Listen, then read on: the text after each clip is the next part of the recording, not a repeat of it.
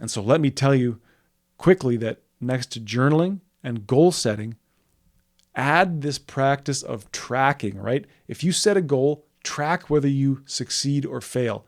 And what that'll ultimately do for you is allow you to see where you fall short. Like for me, again, I'm in this phase of trying to lose weight, trying to lean out.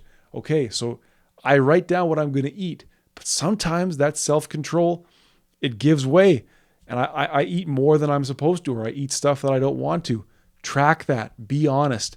Just as honest as you are with your goal setting, you need to be with how you're tracking whether you follow through or not.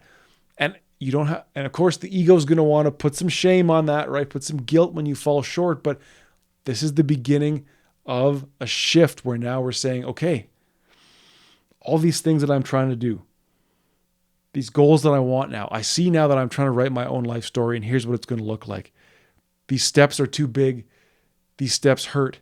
Can I slow down? I don't want to stop, but can I slow down? Can I piece those goals into even smaller and smaller things? Can I appreciate the nature of the fact that it's going to take a lot of time? What I've experienced in myself is that in some strange way, I've rewired. I don't know if I've rewired my ego. I've rewired my nervous system to now the goal becomes more important than the safety, right? It's like, okay, it is going to hurt that I don't get to fill my face with rice and cheese and bagels and Chinese food and smoked meat and McDonald's and pour a few beers on top of that. That's not fun that I have to restrict myself from that. But wow, look, if I could do that for a week, I could lose a couple pounds. That feels pretty good. That's the shift we're making now.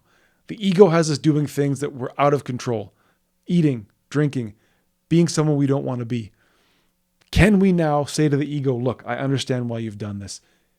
Can we partner together now to write the next chapter where, yeah, it's not going to be fun. It's probably going to hurt to start, but I want to take a step forward to being who I really am. I want to take a step forward to a goal, not just this staying put and being safe. I want to progress. I want to start climbing the mountain. The thing is, the ego, when a healthy ego wants to assert itself, wants to have high self-esteem, and you can get there.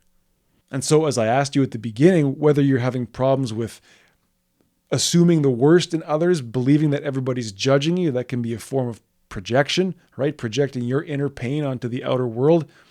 You're striving for perfection or familiarity at the expense of trying something new. You're more interested in pleasing other people or putting all your efforts into being a protector, a caregiver, leaving your own needs unmet. Or again, you have these emotional outbursts because you're trying to protect yourself from perceived threats, so you lash out, desperately need to suppress that emotion, but then it comes out at the wrong time.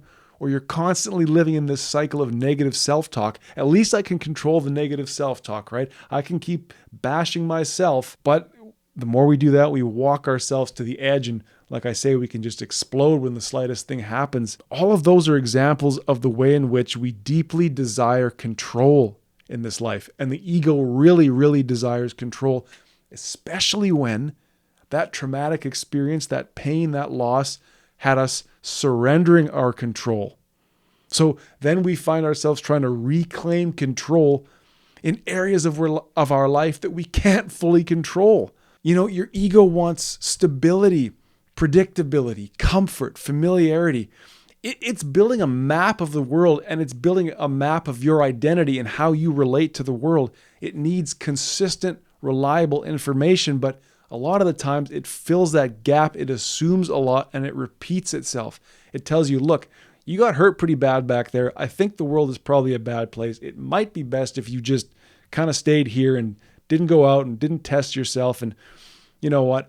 That was a really terrible relationship you had with that person.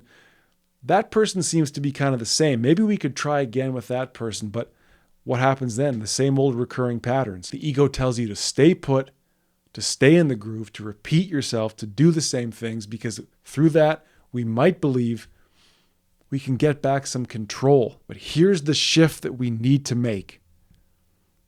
We need to get away from trying to control what we cannot control, and begin to control only what we can.